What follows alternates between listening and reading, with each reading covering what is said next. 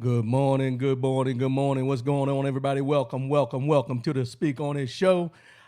I'm your boy R.W. Coolins back in the seat again for you this early Saturday morning. Let's get this thing started. Let's go.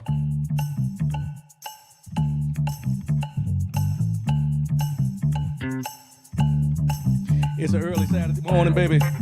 It's early Saturday morning. I don't know where you're at, where you're listening from, where you're watching from, but let's get this party started. Let's go.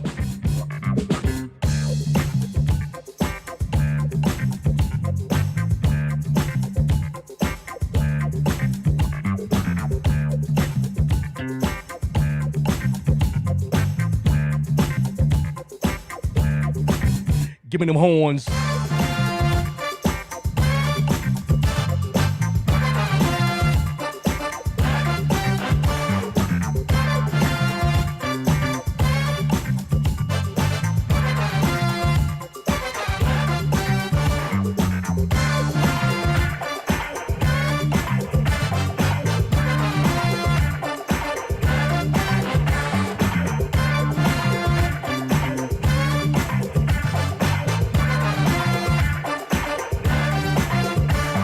I don't know where you are in the world today, but you chose to tune in and listen to me this morning. Welcome, welcome, welcome.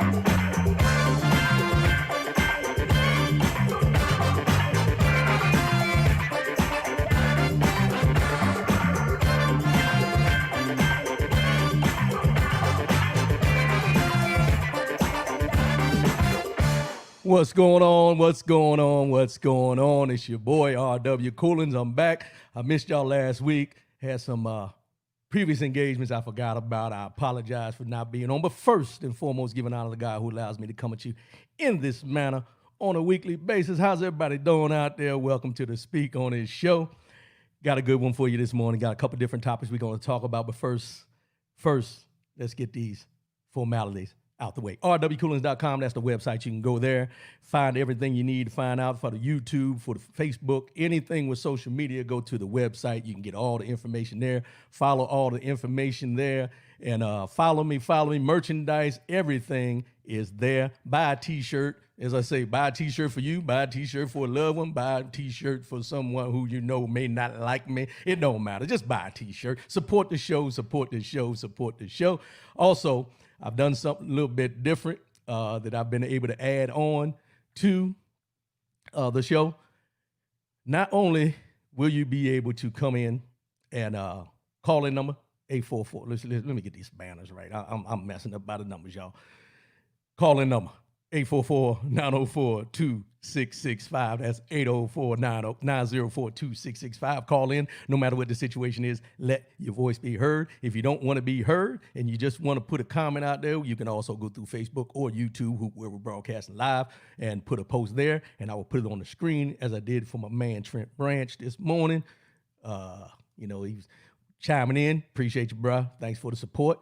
And you can go there, put your comment up, anything we're talking about. Also, if you look at the link that I attached to the show, the StreamYard link, you can click that link and I can bring you on live visually if you have a computer with a camera on it. I'm trying to expand, y'all. I'm trying to give you different ways that you can come in. This is going to be working, and I mainly added that and put this in this program so I can have interviews on here, as I mentioned last week. Again, 844-904-2665. No matter what the situation is, let your voice be heard. Say what you mean and mean what you say. We're going to get into this show real quick. There's a lot of things going on in the world. We all know that. November 3rd. Everybody knows what November 3rd is. You should be remembering November 3rd this year like you do Christmas, birthdays, anniversaries. Well, some of y'all be forgetting your anniversaries, so we're not going to bring that up. But Christmas, birthdays, all those different things you remember the day for, November 3rd. Remember the date, write it down, make sure you're there. We got an election, y'all. And it's getting ready to get ugly. Oh, it's getting ready to get ugly. Let me take my glasses off because I need to see my notes that I wrote down so I can get into this and really give you the information that you tuned in to hear. All right, so we all know about November 3rd, it's an election. The tables have been set. The teams have been chosen for the president of the United States of America. President Donald Trump, Mike Pence, former Vice President Joe Biden, Senator Kamala Harris. Let me tell y'all something. I'm looking forward to these debates. I'm looking forward to hear who's got what, who's going to give us what we need, and all the different things you can think about. I'm looking forward to this. But there's a lot of obstacles that are being put in the way. A lot of obstacles being put in the way, and this is the first time I think in our history, that we've ever seen a sitting president put so many obstacles in the way, blatantly, obviously, vocally, however you want to put it, any way you want to put it. He don't care. He just letting you know, this is what I'm doing. I'm going to show you what I'm doing because I refuse to lose this election. Let's go here. There's been this real big thing about mail-in voting. Mail-in voting has been going on for years and years and years. Mail-in voting, absentee voting, same thing, same process. No matter how you call it, it's the same thing. He does it. A lot of politicians do it. Military members do it. People in the United States of America do it. The only time it's become an issue is now. The only time it's become an issue is because right now they are slowing down your mail, y'all. Now, some of y'all may be excited about this slowing down of the mail because a lot of y'all go to the mailbox, don't get nothing but bills. Truly, I understand. Used to be that long time ago. I didn't want to check my mail either because I knew it wasn't nothing but bills. But we need to be cognizant of this because they're taking mailboxes that you usually drive up and drop your mail in. They're taking the mailboxes away. They're breaking down mail sorting machines in the post office. All these things are happening right in front of our eyes, and there's nobody who's saying that they're not doing it for any specific reason other than, save money for the post office, different things like that. If you remember, back when George W. Bush was in office, there was a big thing about the post office losing money, and they were talking about getting rid of the post office and all these different things. And now these things are coming to fruition. And I read something the other day, and I don't want to lie on him, but there were some things about the post office that were going on while President Obama was in office that they were trying to pass. They were trying to there's a board of governors that oversees the post office. And they were trying to put people in these positions of the board of governors, and Bernie Sanders, I want y'all to hear this, Bernie Sanders shot them down. Didn't want it to go to vote, didn't want to put board of governors in there or anything like that. So the person that's in there now, Mr. DeJoy, who was appointed by President Trump, is in there free to do all willy-nilly what he chooses to do with no oversight. Why? Because there's only 3 people on the board of governors right now, him and 2 other people, and none of them have any semblance of trying to cover up or be undercover about what they're trying to do with the election coming up. I just put the information out there that I read. You need to go back, check yourself. Like my mother used to tell me when I was a young man, there's a preacher in the pulpit every Sunday when you go to church. But just because that preacher tells you something doesn't mean you're supposed to believe it. And I'm not saying this against no preachers, but you need to go back and read the text and get the understanding for yourself. Don't always believe what somebody tell you, and don't always believe what you read. Do your research, find out for yourself. That way you have a better understanding. And when you speak on things, speak on it. When you speak on things, then you'll have the knowledge to be able to stand firm in what you understand because of what you read and what you researched. Just putting it out there. Also, we're in the middle of a pandemic, and this voting thing for November 3rd is getting to be where people are saying they don't want to go to the polls. People want to go to the polls. People are saying, make sure you go to the polls. If you got the mail-in voting, they're saying vote early. There's a lot of things stirring in this pot. A lot of things stirring in this pot that we need to pay attention to that I think a lot of people are not. Now, my boy Slick Rick makes me wonder why we have a postal union. And my bro, I ain't gonna put him out there, but I know people that work at the post office. I got family members, I got partners, everything. It's a shame. There's a lot of shit going on because what's the postal union doing right now? Appreciate that, Slick Rick. But it's one of those things that I was getting into with the pandemic. we got a pandemic going on, and a lot of people don't want to go to the polls because they're worrying about, maybe catching the coronavirus, being around those people, all these different things. And then you see people who are against the mail-in voting, and then they're posting things. These are unmaskers. I'm gonna call them unmaskers. These are ones that don't think we should be wearing masks and everything. They're saying, well, if you can stand in line in the grocery store with your mask on and all this, you should be able to stand in the polling lines. Yeah, this is true. If you choose to, but you should have an option. There should always be that option that either you can do this or you can do that. The only time it's become a problem with the option is now, because of who we have in office, who is trying to not, trying to dictate how things should turn out rather than our votes counting for what they're supposed to count for. Now, something else I read, two things I read. Let me start with this first one. I see where, I talked about this before. LeBron James has the morethanavote.org. Go there, check it out. He has a thing where they're getting people out, getting people to register to vote in all the different places, everything. But they're also teaming up. Now, this is something that I've seen, and I know it's in the works, and I think I might have mentioned it before. But they're in the works of, working with and coming together with these stadiums, basketball arenas, all these different places where they can do voting in larger scale areas where people can come and vote and feel comfortable about coming to vote, even though we had a pandemic going on. So he's working that. I seen the other day an article where he's already dealing with the LA Dodgers and trying to get voting put in the LA Dodgers stadium for people to be able to come and vote comfortably, where you're not confined. Because most of the time when we go vote, we're in these little small schools, we're in these little small areas that a lot of people are not comfortable with this pandemic going on. So if they're able to branch out and use these big arenas and things like that, I think people will be able to go out and vote in the middle of this pandemic, feel comfortable, and not worry about maybe catching the coronavirus, COVID-19. Now, the other thing I read, and I don't know how true this is, but you got to go back a little bit. And there was a thing that came out at one time that said Ivanka Trump had went to China, and China had awarded her probably about 12 patents on 12 of the clothing lines and all these different patents. But one of the patents that I think a lot of people didn't pay attention to that she got from China was, you guessed it, voting machines. Ivanka Trump, through China, got a patent to make voting machines. Now, I'm gonna start early today, y'all. I ain't the brightest light bulb in the socket, but here come that fluorescent light. Click, click. Why would anybody, want to get a patent for voting machines when your father is president of the United States, but you go to China and you get these patents, clothing, whatever patents they are, but voting machines is one of these patents. Now, I'm not trying to put no conspiracy theories out there or anything, but for me, it raises a flag.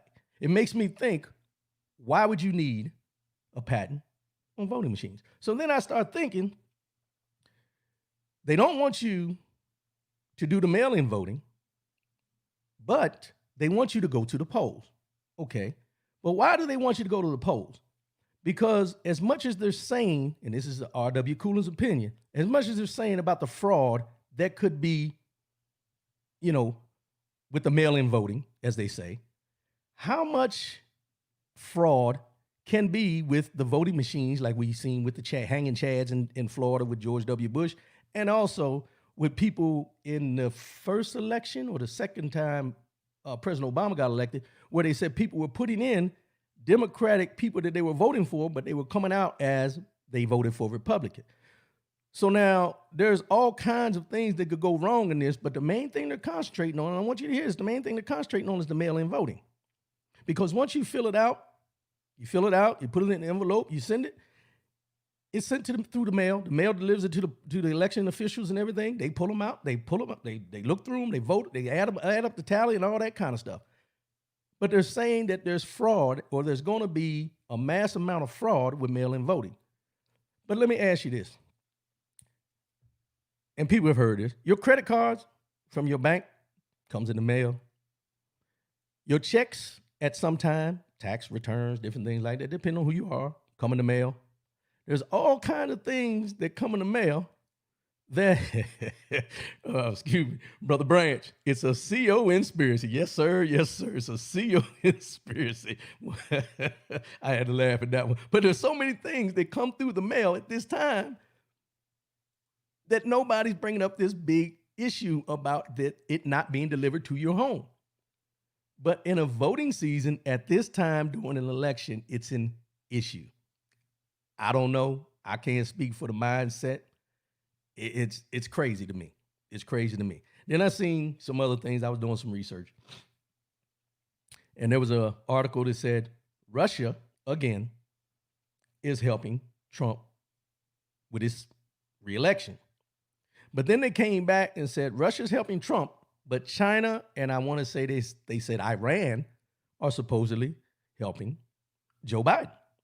So you got all these different things coming into play where they're saying that these different countries are going to interfere, or they've seen evidence that they're going to interfere with our election. I have an opinion about this, and I'm just going to put it out here, and you take it how you want to take it. But I want you to think back over years and all the different countries that we have gone into and dictated their elections for them. Not overseen, but dictated their elections for them. And then we get these reports about people interfering in our elections. And when technically you look at it, we've been interfering in other countries' elections for years and years and years. Now, I'm not going to get into conspiracy theories. I'm not going to get into these shadow governments and none of that kind of stuff. All I'm telling you is we, with the intelligence that we have, should know who, what, when, where, and why. You can't tell me they don't know. They choose to tell us what they want to tell us, when they want to tell us, and how they want to tell us, and if they want to tell us. But here's the thing. John Bolton, you know, that guy, who in his book said that President Trump asked China specifically for help in this coming up election. But he flipped it and said that because China said they weren't going to do anything, from what I read, so President Trump, on the other hand, flipped it and said that China is trying to help Joe Biden. I don't know, y'all. All I know is this. We all have a voice. We all have a vote. Get out November 3rd. Do what you got to do, no matter who you're voting for. I don't care if you vote. Well, let me take that back. Let me talk about people. Come on in here for a minute. Come on in here for a minute. I want all y'all to know this. Y'all see Kanye West is on some of these ballots, right? Kanye West is on some of these ballots. Now, I know when Barack Obama was running, a lot of you went out and voted for Barack Obama. And I'm not trying to question nobody, but some of y'all only voted for him because he was a man of color. Don't do that shit again. Do not vote for Kanye West because you're going to... I had to stop myself. He's on the ballot, y'all. If you choose to vote for him, that's what you choose to do. But think about the consequences about voting for somebody who is nowhere close to being qualified, and we've already been down this road before, being qualified to even be mentioned in the conversation of running for president. Just putting it out there. You draw your own conclusion. You do what you got to do. But just don't vote for him because he's a man of color. Please and thank you. All right. We're going to move on past that right now. Next, birtherism part 2.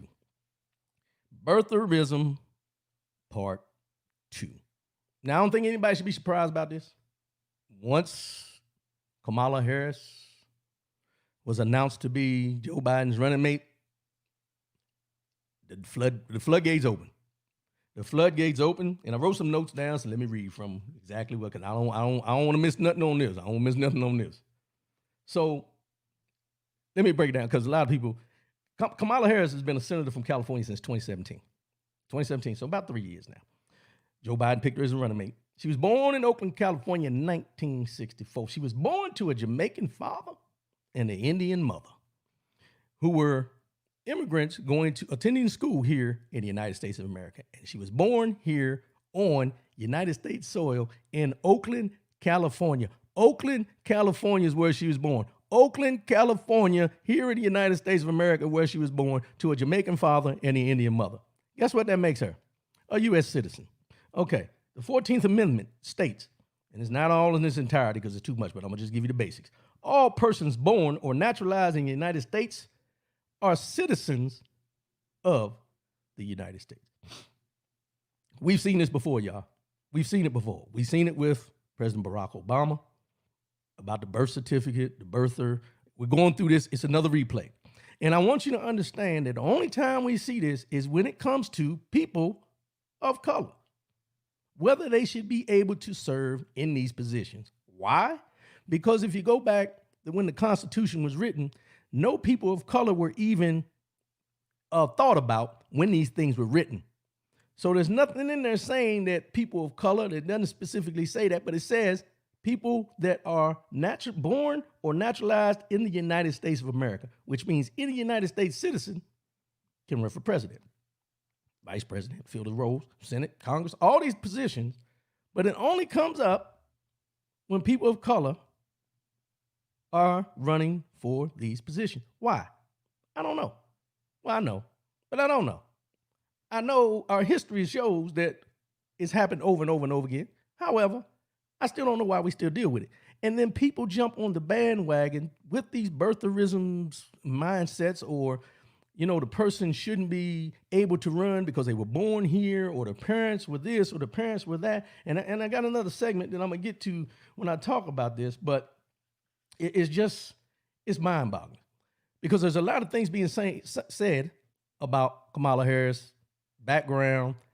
First, it started out with her policing when she was district attorney general in California, and all these different things about she was light on the police, hard on the criminal in the justice system. All these different things you can think about. Now these things are coming to fruition for them to talk about. But it's just like I mentioned about Joe Biden when they talk about, you know, the busing, and she brought up the busing, and they tried to say that Kamala Harris called him a racist. She said, I'm not saying that you're racist, is how she said it. She didn't say it was racist. She said, I'm not saying that you're racist, but the busing issue that you brought up, it affected me as a little girl. People need to get their facts straight and stop listening to everybody who wants you to see things differently than they really are. So when you talk about Kamala Harris, there's going to be all kinds of arrows, all kinds of names, all kinds of sticks and stones thrown and different things like that. And I'm going to transition into the next one, the double standard when it comes to Kamala Harris.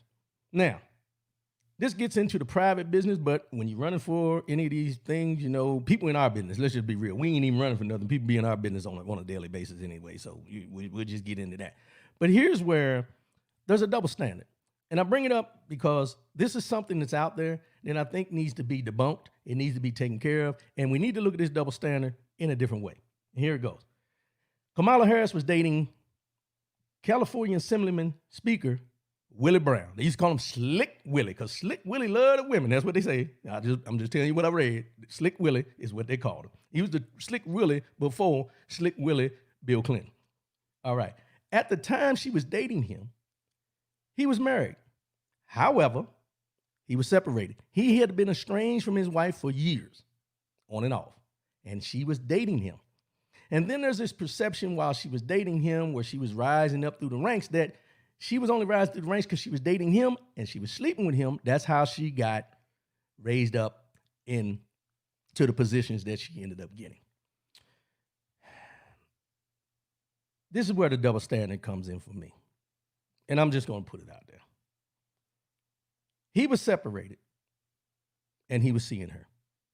That between her, him, and their God, as far as what they were doing, how they were doing it, anything like that. But here's where the double standard comes into play for me.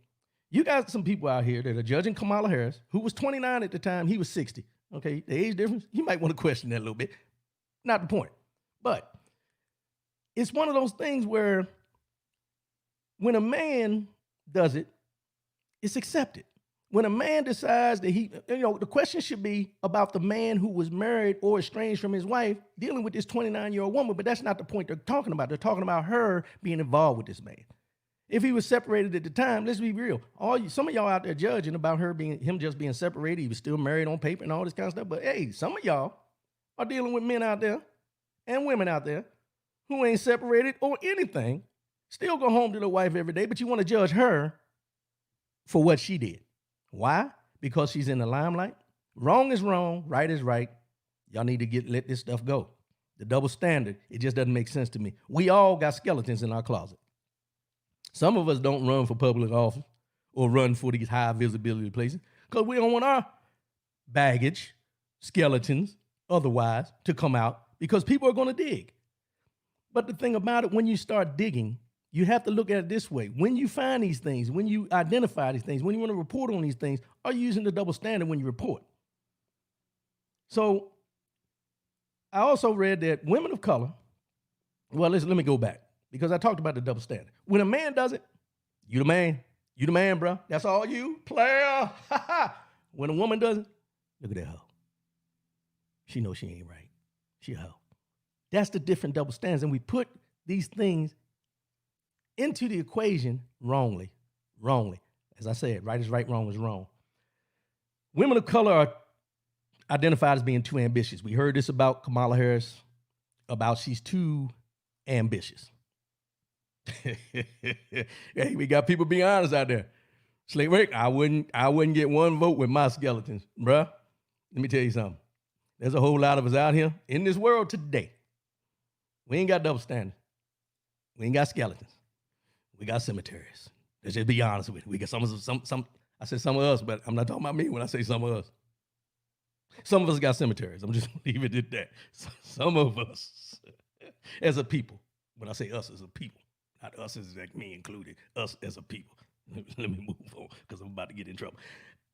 They say that women of color are too ambitious. They said Kamala Harris was too ambitious, and Joe Biden shouldn't have picked her as a running mate. They talked about how she attacked him in the run up to, get the nomination to be president. Well, I want you to think back when Donald Trump was on stage with all those Republicans, and he talked about each and every one of them, talked about their wives, talking about, what they look like. He went through the whole gamut of everything, and he ended up being the last one standing. Why? Because the double standard. When women of color decide they want to go for something and they got it and they're focused on doing something, they're too ambitious. And when they get upset about something that's said, they're the angry black woman. All these things come into play, all those stigmas, all those stereotypes come into play. But when men, and I'm going to say all men of color, white men, more white men than men of color, but when they go out here and they go there and they're ambitious and they're striving and they're pushing, nobody sees anything wrong with that. No matter who they're stepping on, no matter who they're pushing to the side, as long as they're getting something that looks like they're motivated to get to that promised land that they're trying to get to, it's accepted. That's a double standard. Every woman, and I read something about the African-American woman is the most educated class in the United States of America. But they don't get the high-paying jobs. They don't get the positions they should have, but they're the most educated. Think about that for a minute. They're the most educated, but they're not being paid what they deserve, and they're not allowed to, they're not allowed. They're being held back from holding positions that they're more qualified to have than some of their counterparts. Case in point, Michelle Obama, the most educated first lady we've ever had in the White House. But she has been minimized over and over again, called different names, derogatory names. I'm not even going to bring the names up because I don't want to repeat them. But then you have, and I'm just going to bring it up, Melania Trump, who's the first lady now, who was a foreign citizen that married into an American citizen and made her an American citizen. That's accepted, but Kamala Harris is not. Another conversation for another day when we just went over. But Michelle Obama was minimized and made derogatory statements about it, but the most educated woman to ever sit in that position, to be in that position. And then you have Melania Trump, who's up there, and she is known as being a model. Pictures not suitable, what do they call it, NSFW, not suitable for work. Pictures. But they accept her and say, she's the best first lady you've ever had. She's the best looking first lady we've ever had. What she got up here? Is she smart? What does she know? I mean, those are the things where this double standard comes into play, and we as society accept it and don't challenge it. We don't challenge these things. Mario Cigar Man McCoy. Why? They know if Joe Biden passed away, He is up in age. Oh, yeah, he up in age. All of them up in age. And we'll get to that too. She will become president, a black woman. They don't want that. Well, this is true. This is true. It's true. I mean, no matter how you look at it, appreciate that comment, Mario. No matter how you look at it, there's always going to be this double standard because the person that's in the vice presidency's position, as Mario mentioned, is the next person to sit in that seat if something happens to the president and they're worried about his age and things like this. But it goes deeper than that. It goes deeper than that. Because the thing is, at this point, what's going on in our electoral process, they're doing everything they can to try to get this same person reelected.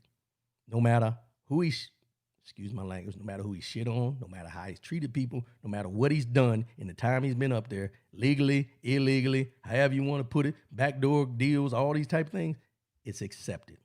It's accepted. And we get into this and I hear people say this all the time, and I don't get in this conversation, but I hear people say it, and it's relevant, but I try not to get into it because it's not even worth the time of day.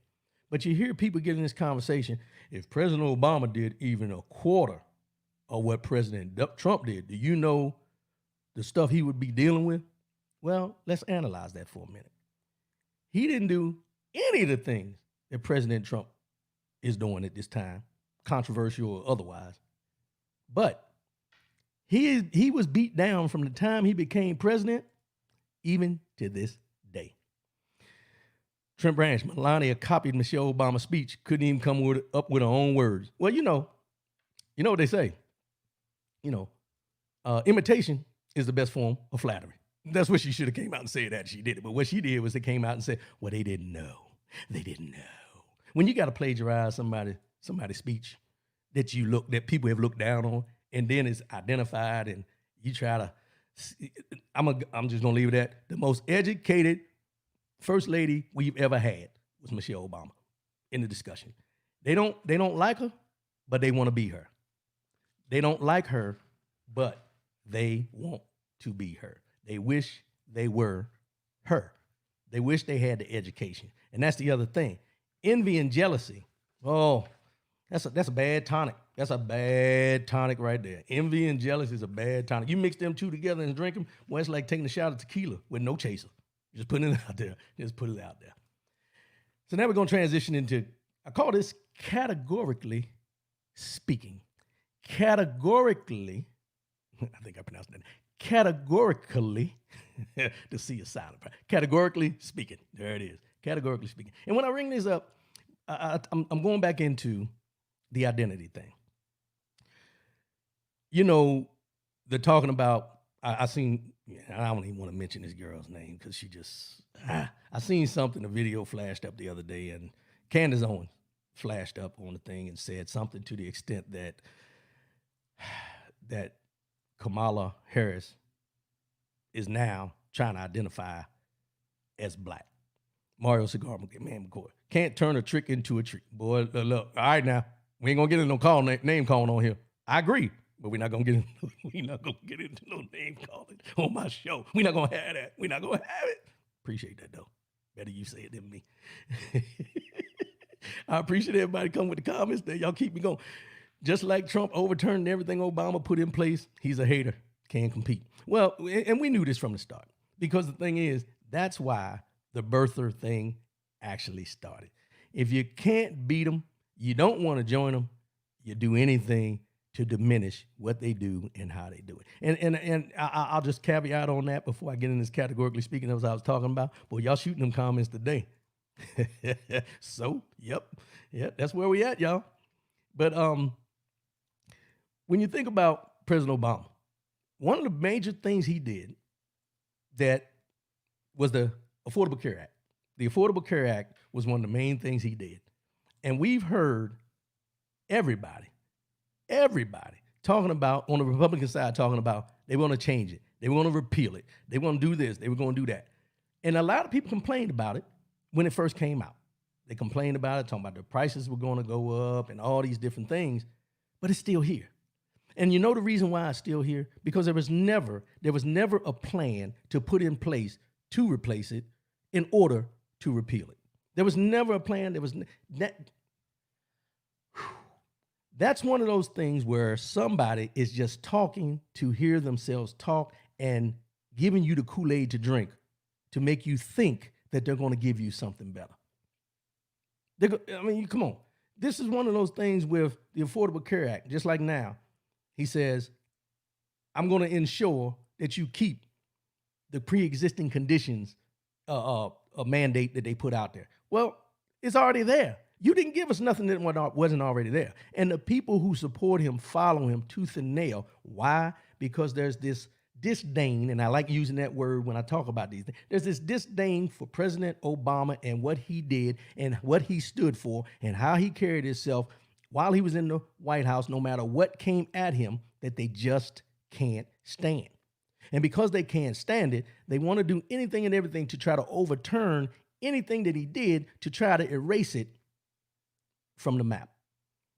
Try to erase it from the map. Why? Because that's just how it goes. It's just like with history. They want to erase certain things from history to leave it out. If you don't know about it, then it didn't happen. We talked about the other day, I'm transitioning, but we were talking the other day and we got to talking about the biblical, the Bible, and different things like that.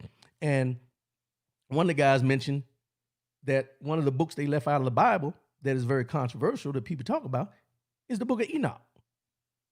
It was news to me. I've never heard of the book of Enoch, but guess what R.W. Cooling's going to do? I'm going to go find about the book of Enoch because he mentioned that in the book of Enoch, it talks about giants.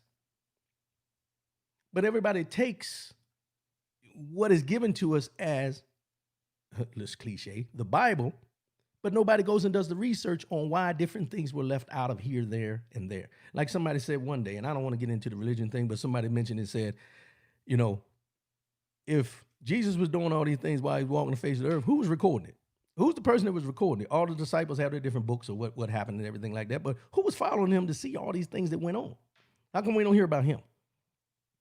Hey. But categorically speaking, let me get back because I'm going on a little tangent there. So when I talk about categorically speaking, I'm talking about the fact that we all identify ourselves and we get put into these boxes. We get put into these little circles of identifying by race, by where we live, all these different things.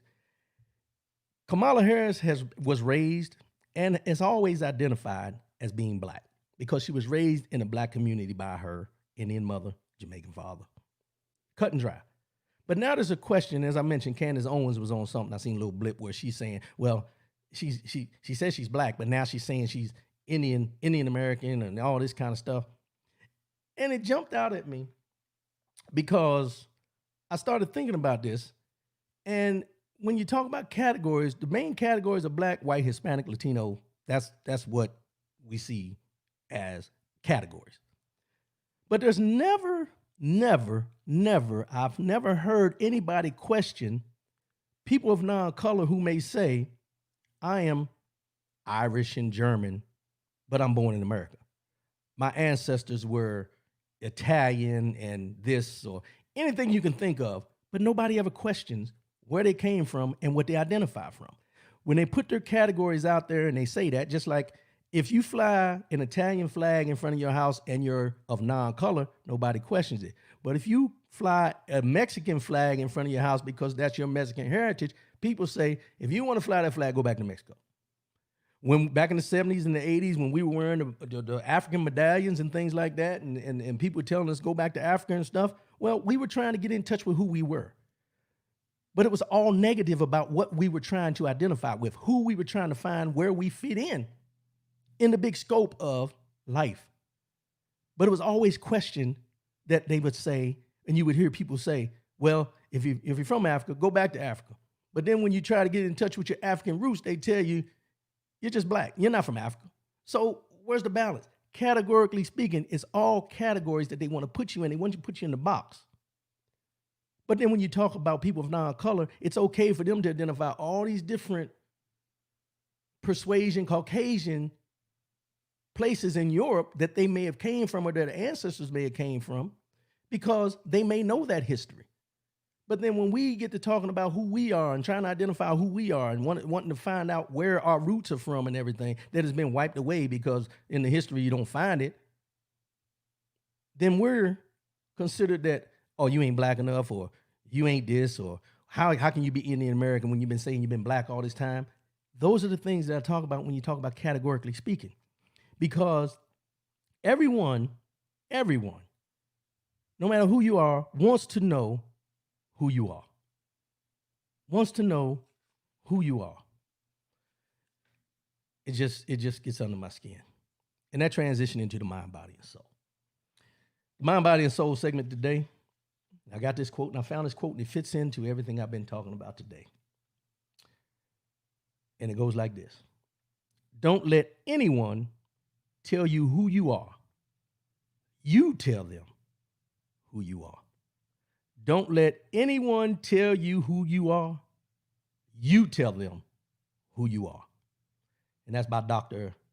Shyamala Gopalan. I know y'all probably be wondering where I find these things, but I research, I look. But it fits into what I'm talking about now. And with this, it goes into this aspect. You know, in life, and I mentioned it last week, it's not what they call you, it's what you answer to. But when you look at the big scope of things, people will always want to identify you by who you are and how you look when they see you, the visual, without really knowing the true essence of your being, where your mindset is, how you are. Because, I mentioned this, months ago, probably a year ago or so, where people will say, you're not like those other black people, which to me is like a slap in the face, because it's telling me that, because I may not live a certain place or I may not speak a certain way, that I'm not black. Just like we get into the conversation about being black enough, when they talk about Kamala Harris and her background and her upbringing and her identifying as being black, but also Indian American and different things like this. But we always try to find labels to identify for people to tell us who we are. And the problem with that is, most of the times, we accept it.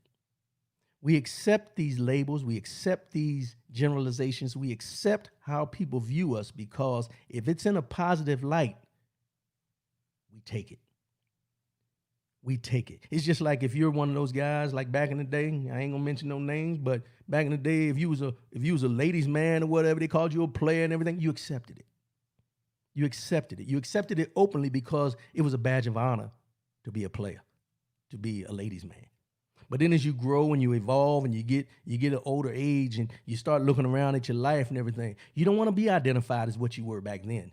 You want to be identified as the man you've become, not the young boy you were when you were considered a player or a womanizer.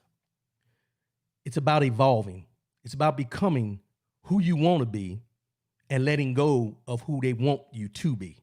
Let me say that one more time, because I don't think a lot of people caught that. It's about becoming who you want to be and letting go of who they expect you to be or who they want to make you out to be. You need to know who you are. You need to stand firmly in your faith. You need to stand firmly on what you believe and who you believe you are. And don't let anybody identify you as something outside of who you know you are. Nobody knows you better than yourself. Well, other than your mama. Your mama know you. Just gonna put it out there. Your mama know you. Your mama know you.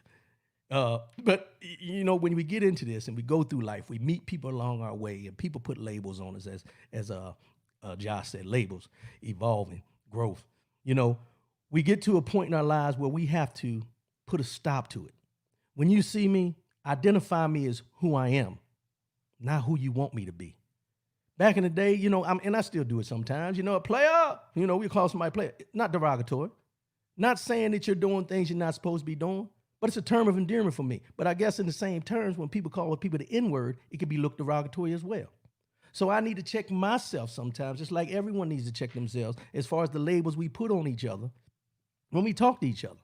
May not be no harm, but if it's just two friends, between the two friends and nobody's around and you say it, that's fine. I would think it would be fine. But if there's other people around, it could be misconstrued as something negative, and then it just runs from there. Be aware of how you address people.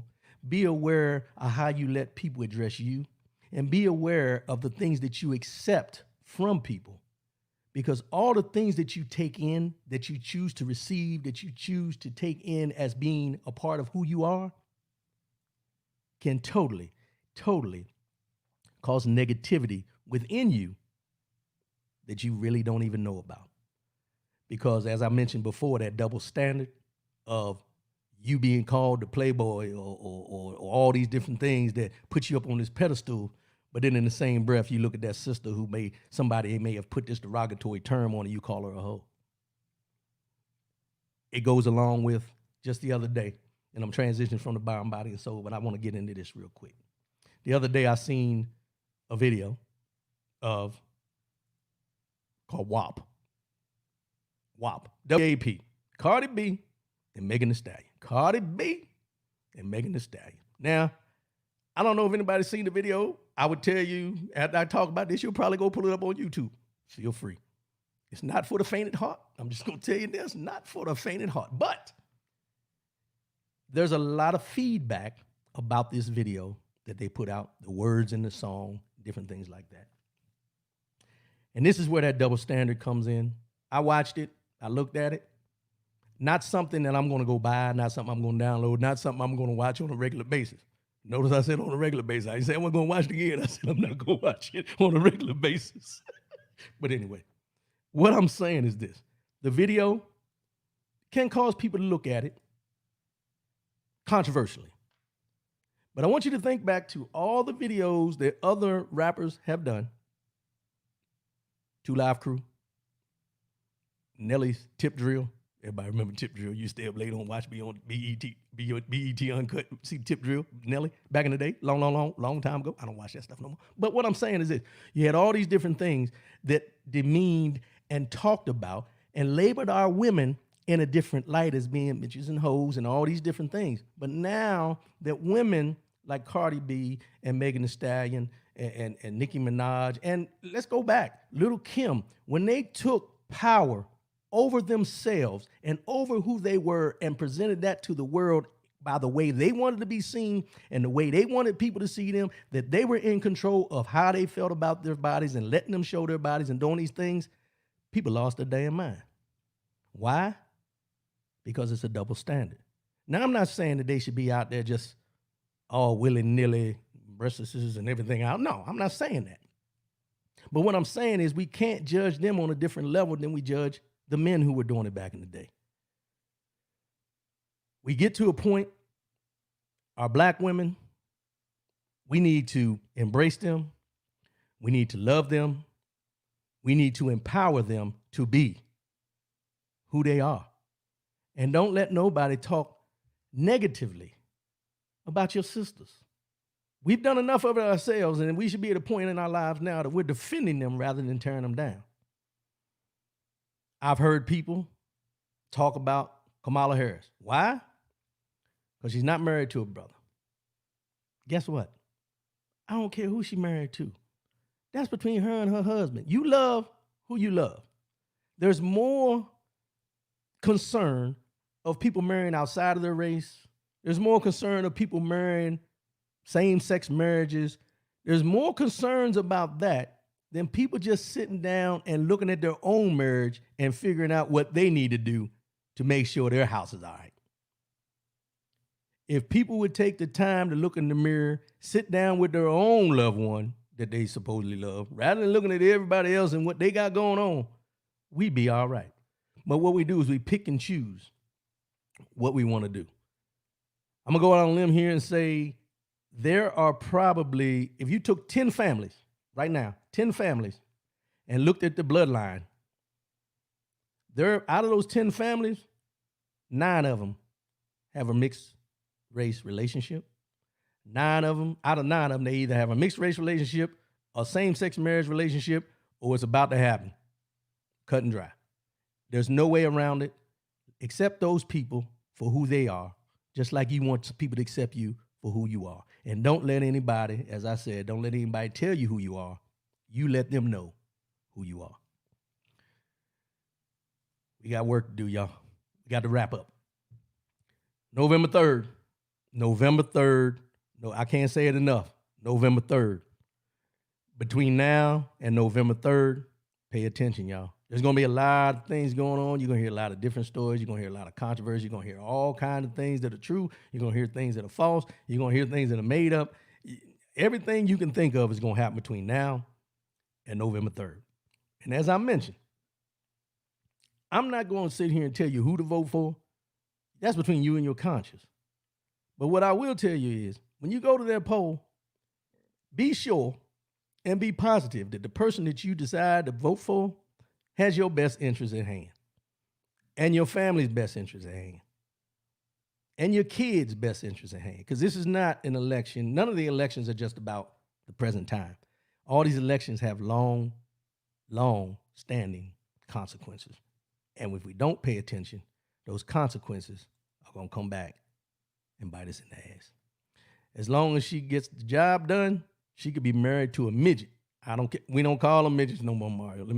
We got to be politically correct. At least I do. Little people. You know, little people. Don't call them midgets, bro.